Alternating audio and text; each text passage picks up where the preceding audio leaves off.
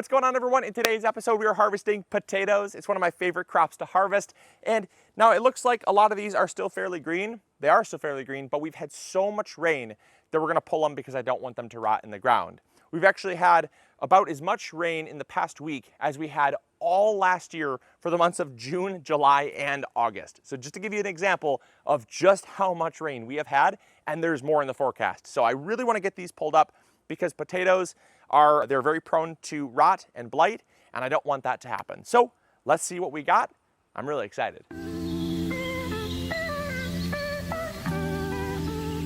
All right, so before we get started with our harvest, I wanted to answer a few questions that you guys constantly write in about, and it particularly kind of centers around damage on the leaves, whether that be from disease or pests.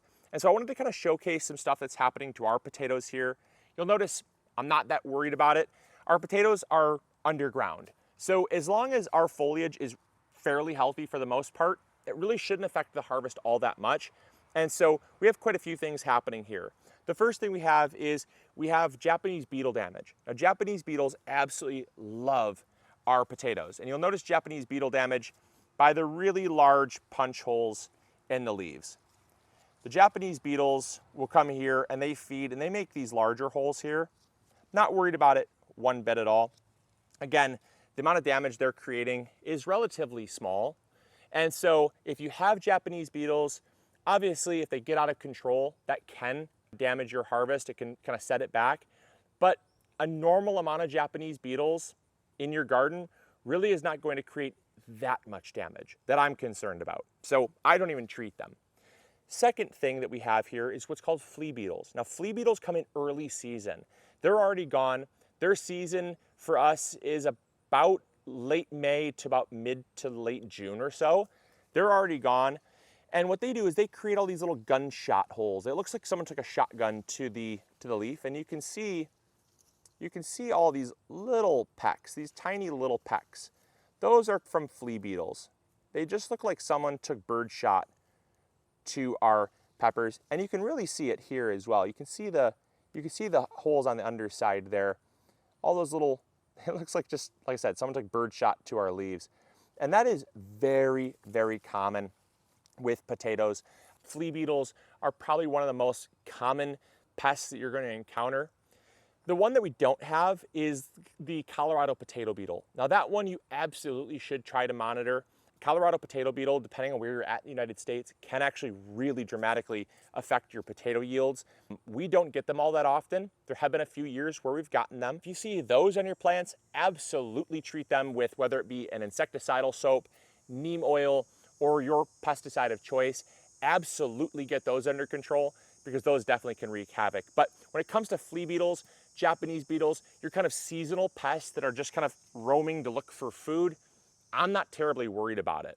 The final thing that I was gonna show you guys are some leaf diseases. So if you come in here really close, you'll see on these lower leaves here, we have some blight. Now again, that is what's caused from all that rain and humidity we've had. And you'll notice this is basically just on the lower leaves, and it's a fungus that comes from the soil. It affects all nightshade family crops like tomatoes, peppers, eggplants, and whatnot.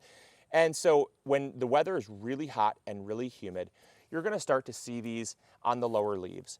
I never let blight get out of control, because if it gets out of control, that's really where it can start to spread to your potatoes, and blight can affect the shelf life of your potatoes. So when I start to see it, that's when I start to pull my plants.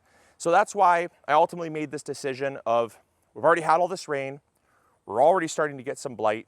The potatoes probably should be mostly formed already. You might get another 5-10% growth out of them, but it's not worth the risk of leaving them in the ground for that 5-10%. If we have rain for the next 3 days and we get blight that's even worse and it spreads to the potatoes, what's the point? We lose all of our harvest for an additional 5%. The risk reward just isn't there. So that's some things you want to look for. And if you do get blight, you can also treat it with something like a baking soda spray or a copper fungicide. But I find at this stage in the potato's life, if they've already flowered, they've already grown for about 80-85 days, just pull them. All right, let's see what we got here. We have one potato that kind of peeked its head out here, but I am very, very optimistic about the harvest this year. We had a lot of rain. which is bad in the later season, but it's great in the beginning because potatoes use all that water to size up quickly. Check it out, look at this. This is awesome. So we've got from that one little plant there, just on the surface, we still gotta dig and find some more. We've got a really good return. This is very nice. This is really nice. I am very excited about this. Look at this. Oh my gosh, that's awesome. These are a Yukon Gold. We grew Yukon Gold this year for the first time, and I can safely say I'm happy we did. We grew a variety called Lollipop, which is a red skin potato, and then we grew Idaho Russet.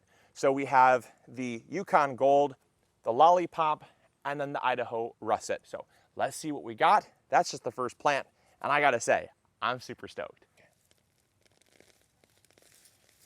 Oh my gosh, that's crazy. That is absolutely nuts. Wow, what beautiful potatoes. Oh my gosh, this is gonna be a really good year. This is gonna be a very good year, you guys. If everything looks like this, I'll be super happy. But you guys, I want you to check this out. Look at this. Do you see this soil here? This soil is exactly what you wanna look for healthy plants. It is so rich and dark and fluffy. It's got such a great texture to it as well. It is just absolutely amazing. And honestly, I say this every year, our soil just keeps getting better and better and better. When we focus on the soil first, the plants take care of themselves. This is so important. Absolutely incredible. I could not be happier with the texture. It is just phenomenal. Whoa! Look at that. Absolutely insane, you guys. Look at that. That is from one seed potato that we planted, and I gotta say, that's about the best potato pull I've ever had. That is absolutely incredible. All right, so as we're harvesting these potatoes, it is really important for us to make sure that we're very gentle. You'll notice I'm leaving dirt on them, right? I'm not gonna brush them. I'm not gonna give them much of a scuffing. And I'm being really careful when I set them in the wheelbarrow here because their skin right now is so tender.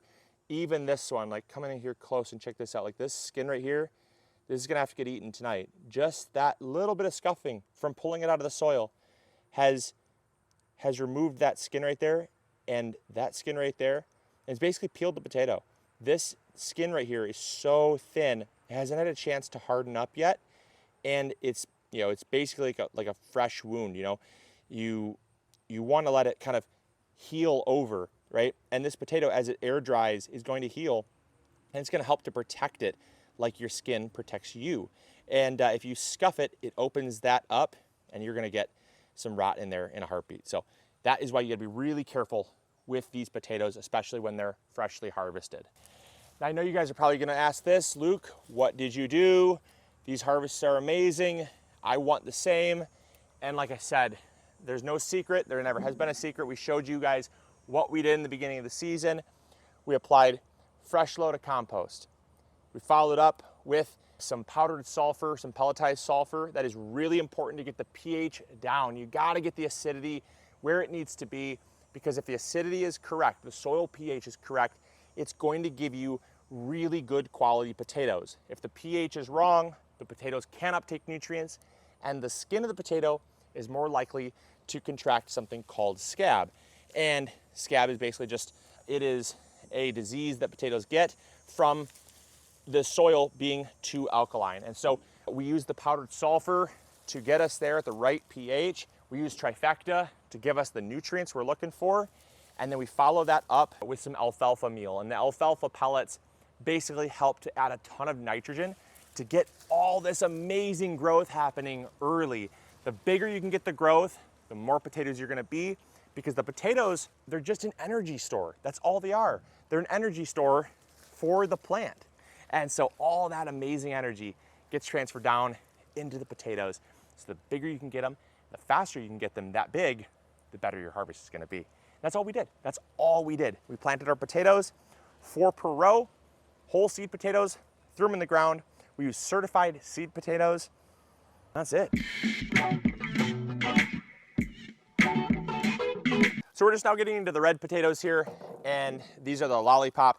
I will say the Lollipop did not actually stand up to my my expectations. They died very prematurely in the garden. They got, you know, very mediocre size. These are gonna be super underwhelming in terms of their yield. I just did not like how fast they died off. Now, when it comes to the rest of them, I think that'll kind of make up for it.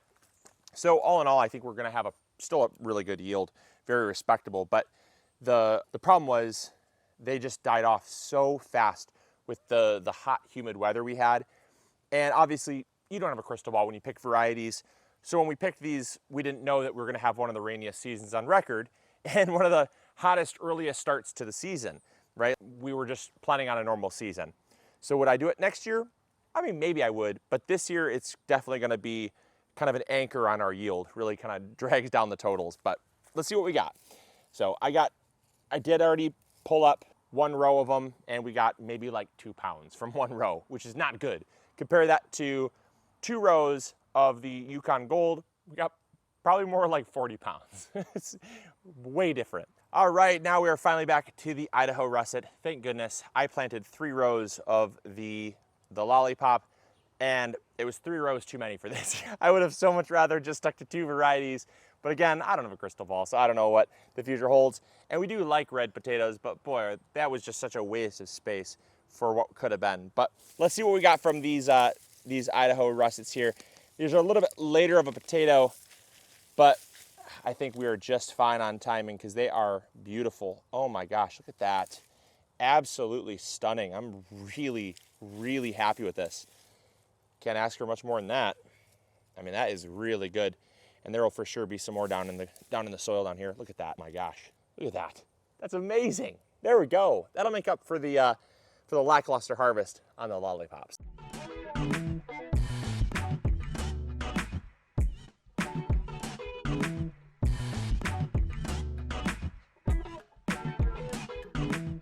All right, so we're just wrapping up here, and I'll tell you what, I would not want it to be much hotter. It is absolutely a scorcher today. It's only like 80 degrees, but it's the humidity. It's just keeping me nice and sweaty with no reprieve. So the extra calories I am burning from digging this up is really just to save me the calories of having to weed the bed when all the volunteer potatoes come up.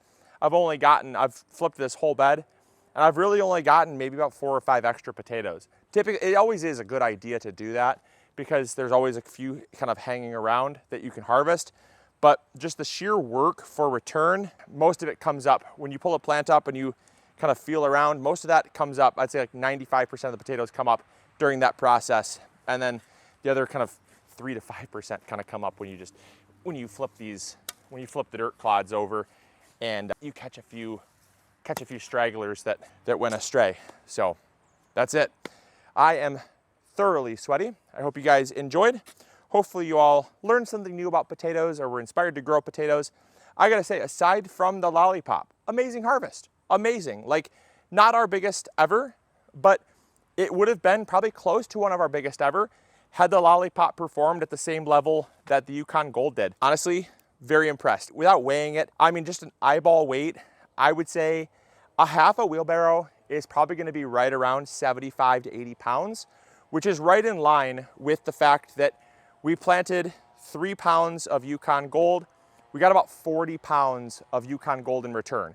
That's amazing. I mean, that's like a 14x return, which is all you could ever ask for. That's more than average. The Idaho russets, those are right in line. We planted about 2.5, 3 pounds of those, and we got probably right around, I'd say about 30 pounds of those as well. So that was really good. That was about a 10x return. That's awesome. That's definitely kind of right on average or a little bit above average. And then we got maybe about like 7 pounds of the lollipop. So it's okay. It's all good. You know, things happen. So about 75, 80 pounds of potatoes. I'm super stoked about it. Can't complain. And honestly, this is going to last us a long time. So I hope you guys enjoyed. I hope you all learned something new. Let me know how your potato harvest went in the comments box down below and the varieties that you grew. And if you had kind of a similar experience to me. So as always, grow bigger. We'll catch you guys later. See ya. Bye. Hey, thank you so much for watching today's video. I really appreciate it. If you enjoyed, consider checking this one out. You'll probably enjoy it just as much. I want to thank you so much for your viewership because without it, this channel would not be as amazing as it is. If you haven't subscribed yet, It's free. Consider doing that. We upload every Monday, Wednesday, and Friday, rain or shine. And if you need any garden tools, supplies, or seeds, check out MIgardener.com. We got you covered. See you guys in the garden. Bye.